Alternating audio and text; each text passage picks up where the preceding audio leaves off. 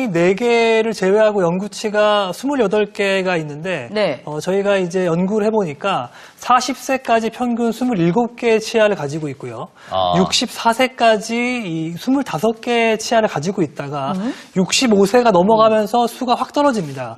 16개로 치아수 감소되는 보고가 있는데요. 16개. 이렇게 치아가 빠진 자리를 방치하게 되면 치아가 빠진 부위로 네. 양쪽 치아가 넘어지고 무너지게 되고 위에 치아가 아래로 내려오게 됩니다. 이렇게 교합이 무너지게 되는 상황이 벌어지고요. 또 한쪽이 문제 생기게 되면 다른 쪽으로 이제 편한 쪽으로만 씹게 돼서 그렇죠. 얼굴 모양이 변하게 되고 그쪽 치아가 충치가 생기고 약간 문제가 생길 수가 있고요. 이가 빠지게 되면 이가 빠진 부분에 잇몸뼈가 점점 내려가게 되는데 그렇게 됐을 때 뭐 임플란트나 이런 치료를 받고 싶어도 뼈 이식을 해야 되고 어떤 경우에는 임플란트를 하지 못하는 경우도 있습니다. 따라서 하나의 문제가 더 큰 문제를 만들 수 있으니까 이가 하나 빠졌다고 해서 그냥 넘어가지 마시고 네. 꼭 보철 치료를 하시기를 권해드리겠습니다. 그렇군요. 저 여기 지금 이 빠진 지가 네네. 어금니 이쪽에 빠진 지가 한 4, 5년 네네. 됐거든요. 근데 네네. 얼굴이 비틀어졌어요?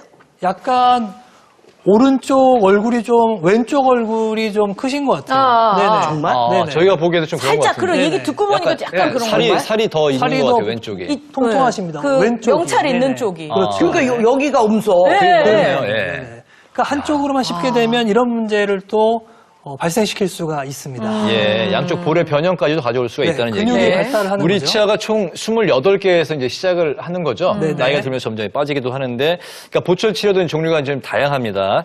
그러니까 브릿지, 임플란트, 틀니까지 이렇게 뭘 해야 될지 이제 고민을 하게 되는데, 저희가 선택에 이제 도움이 되실 수 있게 각각의 장단점을 좀 이번에 살펴보겠습니다. 먼저 네. 브릿지 한번 볼까요?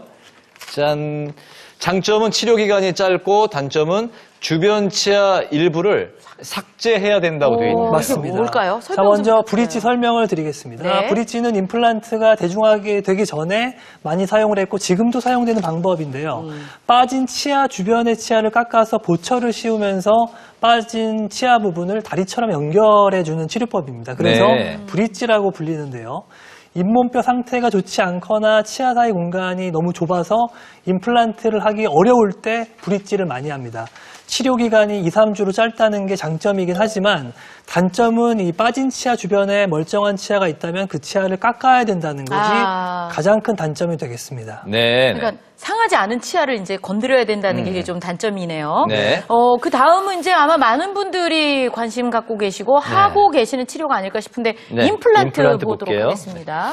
장점은 자연 치아와 유사하다. 네. 단점은 치료 기간이 길고 돈이 많이 든다. 비용이죠. 네. 예. 근데 정말 임플란트 하시는 분들 보면은 치과를 엄청 길게 계속 가더라고요. 그렇죠. 안 끝났다고 네. 안 끝났다고. 네. 임플란트 같은 경우에는 잇몸뼈에 구멍을 뚫고 치아 뿌리 모양의 임플란트 나사를 심은 뒤에 네. 그 윗부분에 치아 보철물을 만들어서 치아를 회복시키는 방법입니다. 자연 치아와 심미적으로도 매우 유사하고 씹는 힘도 약 자연 치아 50에서 90%까지 회복이 가능하고요. 유사 대신 이제 그 단점 같은 경우에는 치료 기간이 좀 깁니다. 네. 치료 기간이 길고 또 뼈 이식이 좀 필요하거나 이럴 경우에는 최대 1년 이상도 좀 걸릴 수가 있어요. 그리고 또 한 가지는 지금 말씀하신 것처럼 비용적인 부분에서 맞아요. 아무래도 걱정 많이 조금 하세요. 좀 예. 부담이 되실 수가 있는 치료 방법입니다. 근데 다행히도 만 65세 이상 되신 분들한테는 우리나라 그 건강의료보험에서 임플란트를 2개까지 지원을 해주실 수가 있고요. 따라서 그 2개는 본인 부담금 30%에서 시술을 받으실 수가 있습니다. 다만 이가 하나도 없는 경우에는 임플란트 지원이 되지 않고 틀니가 의료보험으로 지원이 되니까는 그거는 해당 치과 선생님과 잘 의논을 해서 치료 방법을 결정하시는 게 좋겠습니다. 네. 네, 보험 혜택을 잘 기억했다가 이제 이용하시면 좋을 것 같습니다. 네. 자, 그럼 세 번째 단계, 이게 마지막 단계가 그렇죠. 되겠죠? 예. 네. 치료가 이제 안 됐을 경우에 이제 마지막 선택인데 그렇습니다. 틀립니다. 많은 치아를 잃었을 때 편리하고 비용은 저렴한 대신에 단점이 이물감이 크고 잇몸병 흡수 위험이 크다고 되어 있네요. 이거 무슨 얘기인가요? 틀니는 워낙 이제 또 익숙한 보철물인데요. 남은 치아가 몇 개 없을 때 사용하거나 전혀 치아가 없을 때 사용하는 게 틀니인데요. 사용하기가 좀 편리하고 꼈다 뺐다 할 수가 있는 보철물인데 이 틀니도 보험 적용이 됩니다. 네. 만 65세 이상이면 이 7년에 1회 보장받으실 수 있고요. 하신 뒤에 3개월 동안 6번 무상으로 점검을 받을 수가 있습니다. 그런데 씹는 기능과 힘이 좀 떨어지고요. 네. 아무래도 큰 틀니가 들어가게 되면 이물감이 좀 크고 맨 마지막에 잇몸뼈 흡수 위험이 크다는 것이 오래 사용할수록 잇몸뼈에 부담이 가기 때문에 잇몸뼈가 내려가게 되거든요. 따라서 단점 때문에 이 임플란트를 요즘은 많이 선호하는 추세가 되겠습니다. 예, 그래도 뭐 어쨌건 간에 연세 네. 있으신 분들은 이제 틀니로 이제 또 하시는 분들도 많이 계시잖아요. 그럼 네. 어떤 분들한테 주로 틀니가 추천이 되나요? 일단 잇몸뼈 상태가 너무 좋지 않아서 임플란트를 심을 수 없는 상태이시거나 아니면은 전신적인 건강이 좋지 않아서 수술의 부담을 견뎌내기 어려우신 분들 또는 잃어버린 치아 개수가 너무 많다 보니까 비용적으로 부담이 좀 심하게 되시는 분들한테는 틀니도 좋은 회복 방법이 될 수가 있습니다. 네. 네. 이제 뭐 전문의 선생님, 주치의 선생님과 함께 의논하셔서 결정을 하시면 될 것 같고, 그래도 뭐 이제 임플란트가 이제 최근 기술이고 하니까 네. 궁금해하시기도 하고 많이 이제 좀 생각도 하시고 그러시는 것 같아요. 근데 문영훈 선생님 아까 뭐 치과 자주 다녔고 뭐 이런 말씀 하셨는데. 아까 그게 뭐예요? 그 재수술을 해야 되는 그 비용인 거예요? 그렇죠. 재수술 비용이고 네. 어떤 재수술이에요? 지금 제가 임플란트가 했잖아요. 네. 몇 개 들어있을 것 같아요, 대충. 글쎄요, 뭐 두세 개? 아니면 뭐 두세 개면 여기 와서 앉아 있겠니? 집에서 지금 그럼 생방송 많이 써서 한 텔레비전 보고 있겠지. 10개? 10개? 10개? 10개 정도도 집에서 텔레비전 보고 있을 거예요. 일단 해봐요. 따라서 하고. 참 밝으셔서 좋아. 몇 개인데요? 16개. 16. 임플란트를 16개. 우리 치아가 총 28개라고 했는데. 그러면 8개만 오리지널 내 2. 12개. 그것도 시원찮아요. 어머. 아, 진짜. 내가 증명하려고 사진도 12 가져왔어요. 개구나. 예. 네, 지금 이제 오래됐지요. 벌써 네. 20년 전부터 이거를 하기 이게 지금 시작했잖아요. 문영미 선생님의 그 그렇죠. 사진인 거죠? 그렇죠. 예. 네네. 네. 우와, 총 비용이 5천만 원. 일단 하신 거만. 그렇죠. 20년 전부터 지금까지 했던 비용이 한 5천만 원 들어갔다고요? 그렇죠. 예. 그리고 그런데- 저게 현재 지금 상황인데. 현재 상황인데. 네. 그런데 네. 저거를 다 뜯어내고 또 다시 뭐 견적을 받은 거예요. 잠깐만. 그럼 김영규 선생님 네네. 어떻게 보세요? 지금 이제 문영미 선생님 같은 경우에는 임플란트를 굉장히 오래 전부터 여러 곳의 치과에서 여러 군데에서 받으신 상황입니다. 그러니까 뭐 오른쪽 그때, 위에 그때. 아래가 전부 다른 치과에서 받으시게 된 상태인데요. 네. 화면에서 보시는 이제 왼쪽 아래 부분은 임플란트 심으신 게 최근이라서 그나마 괜찮은데 화면에서 동그라미 쳐져 있는 이 작은 어금니의 임플란트는 지금 뼈가 거의 내려가서 임플란트가 동동 떠 있습니다. 오. 한마디로 이제 임플란트 주위에 염증이 발생을 했는데요. 이렇게 임플란트 주위에 염증이 발생한 경우에는 안타깝게도 그 임플란트를 제거해야 됩니다. 그리고 주변의 염증을 제거하고 뼈 이식을 한 다음에 어느 정도 기다렸다가 네. 다시 임플란트를 해야 하는 임플란트 치료에서 올 수 있는 최악의 상황이 지금 뭐 돈도 오신 돈이지만 거고. 그렇죠. 굉장히 좀 돈도 고통스러운 돈이고 그런 시간도 상황이네요. 시간인데 지금 이 나이에 이걸 또 새로 또 한 1년을 걸려서 또 빼고 기간도 또, 기간이고. 또 채워 넣고 또 받고 이걸 기다리고 눈앞이 아주 깜깜하고 어지러워. 그러니까 이게 한 6개월 한 1년 걸리잖아요. 그렇습니다. 아니 근데요. 네. 저 요즘 들은 얘기로 네. 하루 만에 되는 임플란트 예? 있다던데. 아니에요? 인스턴트 임플란트. 뭐 그런 게 있다던데. 우리나라 분들 아무래도 빨리빨리 끝나는 거 좀 좋아하시다 보니까는 네. 이제 그런 광고나 문구를 보시고 이제 현혹되는 경우들이 좀 많습니다.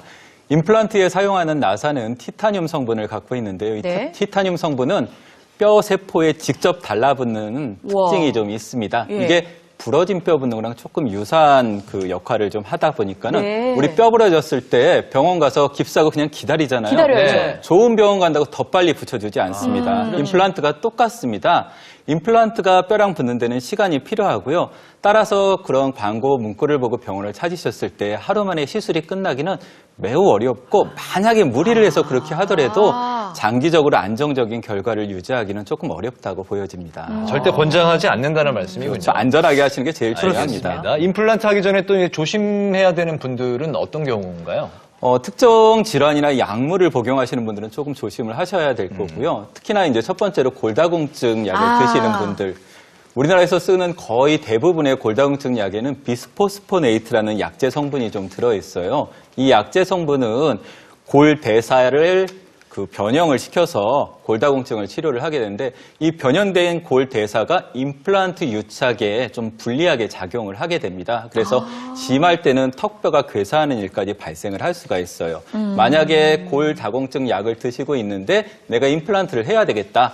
그러면은 최소한 6개월에서 1년 정도는 복용을 중단하셔갖고 약효가 다 빠져나간 다음에 임플란트 시술 받을 거를 권해드리고 있습니다. 네. 그러면은 또 임플란트 시술 전에 좀 주의하실 분들이 네, 또 계실까요? 있습니다. 두 번째는 전립선 질환자 분들인데요. 어. 앞서 말씀드렸던 비스포스포네이트 약제가 전립선 치료 이 질환에도 치료에 쓰이거든요. 네. 그래서 이 약을 드시거나 이 주사로 맞고 계시다면 최소 6개월이나 1년 정도 이 투약을 중지하시고 치료를 받으셔야 되겠습니다. 네. 그리고 마지막으로 주의할 분은 바로 당뇨 환자분들입니다. 당뇨 있으신 분. 당뇨는 그래요, 참 그래. 여기저기 문제가 많네요. 그러니까 얘 왜 이래? 왜 날 쫓아다니면서 이렇게 괴롭혀? 그러게. 그러니까 내가 날짜를 바로 못 잡는 거예요, 선생님. 제 혈당이 딱 잡혀야 이것도 수술이 가능한 거잖아요. 그렇죠. 진짜. 당뇨 환자분들은 혈당 수치가 굉장히 중요한데요. 네. 혈당이 이제 높다가 하루 이틀 정상에 들어왔다고 해서 심을 수 있는 그렇지. 것은 아니고요. 네. 그러니까 3개월간의 이 수치를 평균 낸 이 당화 혈색소 수치를 봐서 이 수치가 6.5에서 7 정도면 유지가 되고 있으니까 수술을 가능하지만 그 이상이면 좀 미루시는 게 좋겠습니다. 그러니까요, 이번에 제가 참 괴 털고 보험 다 털어가지고 내가 지금 임플란트 다시 해야 되잖아요. 근데 저 진짜 이번에 오래오래 잘 쓰고 싶거든요. 어떤 사람은 여기 치과 가고 여기 치과 여기 치과 다 치과가 다른데 나도 오래 쓰고 평생 쓰고 나 그렇죠. 이러고 싶으려고 고생해서 임플란트 하는 그거 건데. 떼 던지려가지고 한 거 아니에요. 그런 거죠. 나 좀 오래 쓰고 싶어요. 그러면 오래 쓸 수 있는 방법이 뭐가 있을까요? 있습니다. 있어요? 보통 임플란트 수명을 한 10년 정도 간다 이렇게 쉽게들 얘기를 합니다. 물론 뭐 4, 5년 안에 안 좋아지시는 분들도 좀 계시고 네. 그것보다 훨씬 더 오래 쓰시는 분들도 있지만 제가 지금까지 임상을 하면서 경험적으로 봤을 때는 야 이거 잘만 쓰면 한 20년 이상도 충분히 가겠는데 라고 생각을 좀 하고 있어요. 그러니까 네. 그렇기 위해서는 꾸준하게 관리를 해주셔야 됩니다. 우선 중요한 게 질기고 딱딱한 음식은 좀 피해 주시는 게 좋아요. 임플란트는 이렇게 위아래로 가해지는 힘에는 굉장히 강하게 저항을 할 수가 있지만 좌우로 가는 힘에는 좀 약하거든요. 그래서 보통 임플란트 같은 경우를 하시면은 오징어 같은 거, 문어 같은 거 네. 이런 건 조금 피해 주시는 게 좀 좋고요. 또 너무 딱딱한 것도 피해 주시는 게 강한 힘을 받게 되면은 임플란트 보철물이 깨지거나 그 내부에 있는 나사가 부러지거나 또는 나사 자체가 헐거워져서 재시술이 필요하실 수도 있고 아니면 수리의 과정이 필요할 수도 좀 있습니다. 저는 임플란트 한 번 하면 이제 웬만하면 이제 뭐 평생 쓸 수 있는 저도 건 그런 줄 알았는데 알았어요. 뭐 10년, 20년 사람에 따라서 상황에 따라서 달라질 수 있군요. 임플란트 그래도 좀 오랫동안 쓰고 싶다 하면은 또 어떤 점들을 좀 조심하면 될까요? 다음 중요한 것은 꼼꼼한 양치질이 되겠습니다. 무엇보다 중요한 게 양치질인데요. 임플란트에는 충치가 생기진 않습니다. 당연히 그렇지만 플라그가 생기기 때문에 특히 임플란트는 자연치가 있을 때보다 잇몸의 상태가 달라졌기 때문에 음식물이 끼기가 쉬워지고요. 임플란트 주위염이라고 해서 잇몸 염증이 생길 수가 있으니까 양치질 꼼꼼하게 하시고 이 치실과 치간 칫솔을 이용해서 그 주변을 깨끗하게 하시는 게 임플란트 수명을 늘리는데 큰 도움이 됩니다. 양치질이요? 네네. 그렇군요. 네. 뭐 치과도 좀 자주 가봐야 되겠죠. 상태가 잘 유지가 되는지. 그렇죠. 이제 마지막 세 번째로 중요한 게 정기적인 치과 검진과 스케일링을 받는 겁니다. 보통 우리나라 건강보험에서 연 1회 스케일링이 의료보험으로 지원이 되다 보니까 대부분 이제 한 번 정도만 스케일링을 받으면 되겠다. 네, 1년에 한 번. 그렇죠. 네. 근데 임플란트를 하신 분들 같은 경우에는 그만큼 잇몸이 안 좋다라고 보기 때문에 아. 그분들보다 훨씬 더 많은 숫자의 잦은 관리가 필요하실 수가 있어요. 최소 2번, 조금 여유가 되시면 3번이나 4번까지도 필요할 때는 받으시는 게 좀 좋고요. 사실 일반인들한테도 저희는 1년에 2번 정도는 검진과 스케일링을 좀 권해드리고 있습니다. 근데 말씀하신 것처럼 연 1회만 스케일링이 의료보험이 되다 보니까는 예. 많은 분들이 저희가 한 번을 더 권해드리면 오해를 하십니다. 돈 벌려고 그러는 거예요. 절대 그런 거 아닙니다. 예. 아니 그러니까요 선생님 그건 본인의 치아일 경우에 스케일링을 자주 하는 1년에 뭐 한 번을 하든 6개월에 한 번 하는 건 좋지만 이거 가짜 임플란트인데 굳이 그 스케일링을 해야 돼요? 그러니까요. 없던데? 네. 진짜 치아가 야, 뭐 아닌데. 없어요. 의치인데. 아니면 꼭 네. 필요합니다. 이 자연 치아가 망가지는 것처럼 임플란트도 망가질 수밖에 없고요. 또 자연 치아처럼 이 임플란트는 잇몸에 박혀 있는 것이기 때문에 잇몸병이 생길 수가 있습니다. 이렇게 되면 임플란트도 흔들리다 빠질 수가 있는데요. 잇몸병의 주 원인이 아까 말씀드렸던 이 플라그, 치태와 치석이기 때문에 이 치태와 치석에는 장사가 없습니다. 아. 네. 임플란트는 이 치주 질환에 저항하는 힘이 자연치보다 약하기 때문에 관리가 부실해서 이 임플란트 주위염이 생기게 되면 급속도로 나빠지게 됩니다. 따라서 임플란트는 또 신경이 없잖아요. 그러다 보니까 경고가 모르겠네요. 없이 갑자기 또 흔들리거나 큰 문제가 생길 수 있으니까 꼭 느낌이 스케일링을 없으니까. 받으시기를 추천드리겠습니다. 네. 알겠습니다. 스케일링! 확실히 잡아버려. 네, 진짜. 네. 저희 뭐 오늘 그 전문가 두 분이 알려주신 임플란트 수칙 잘 지키셔가지고 큰 돈 들이고 이제 고생해서 이제 만드신 임플란트 오랫동안 잘 사용하셨으면 좋겠습니다. 네, 자, 생방송 오후 1시 함께하고 계신 지금 시각이 2시 이제 1분 향하고 있는데요. 네. 여러분의 궁금증 들어보겠습니다. 스케일링을 하고 3주가 지났는데요. 아직도 잇몸이 아픕니다. 저 치과에 가야 될까요? 하셨네요. 스케일링하고 한 그날 저녁 정도면은 이렇게 좀 이게 건들려진 게 가라앉던데요. 3주면 긴데, 그쵸? 그렇죠. 그렇죠. 네. 보통 이제 스케일링 하시고 나 그때부터 이가 다 망가졌어. 그때 스케일링 안 했어야 되는데 이렇게 얘기하시는 분들을 제가 네. 가끔 뵙니다. 실질적으로 치석이 너무 많은 경우 스케일링을 하시게 되면 출혈이 있을 수가 네. 있어요. 피가 많이 날 수가 있고 여기에서 감염이 되는 경우들이 좀 아. 있습니다. 이 감염을 효과적으로 제거를 하지 못하게 되면 이게 이제 전체적인 잇몸으로 퍼져서 잇몸이 나빠지실 수가 있거든요.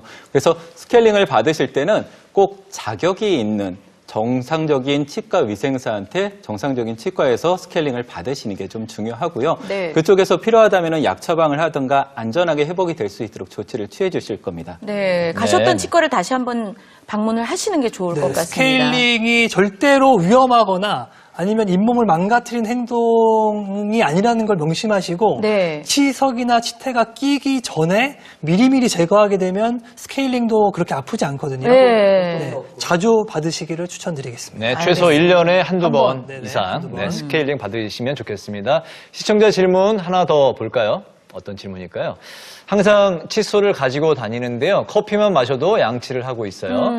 음식물 먹을 때마다 양치하는 게 좋지 않다는 얘기를 들었는데 맞는 건가요? 잦은 이제 양치질 괜찮은지 말씀. 이건 드시면 닫고, 네. 드시면 닫고. 어떤 이제 음식을 먹느냐에 따라 좀 다르긴 한데요.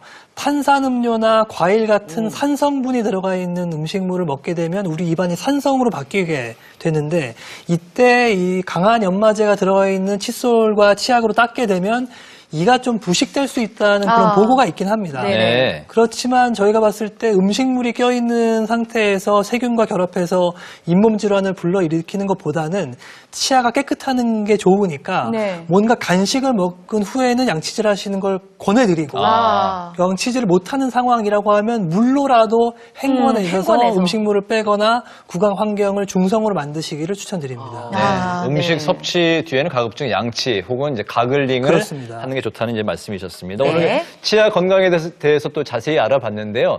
우리의 그 치아 하나하나가 다이아몬드만큼 소중하다고 하니까 우리 치아 건강 잘 유지하시기 바랍니다. 내일은 주부들도 손쉽게 따라할 수 있는 간단한 집수리 비법에 대해서 이제 알아보는 시간 가질 텐데요. 몇 가지 요령만 이제 배우시면 낡고 헌 살림들을 저렴한 비용으로 깔끔하게 또 바꿀 수가 있다고 하니까 네. 내일도 저희와 함께 해주시기 바랍니다. 저도 궁금합니다. 내일 네. 오후 1시에 인사드리겠습니다. 함께해 주신 여러분 고맙습니다. 고맙습니다.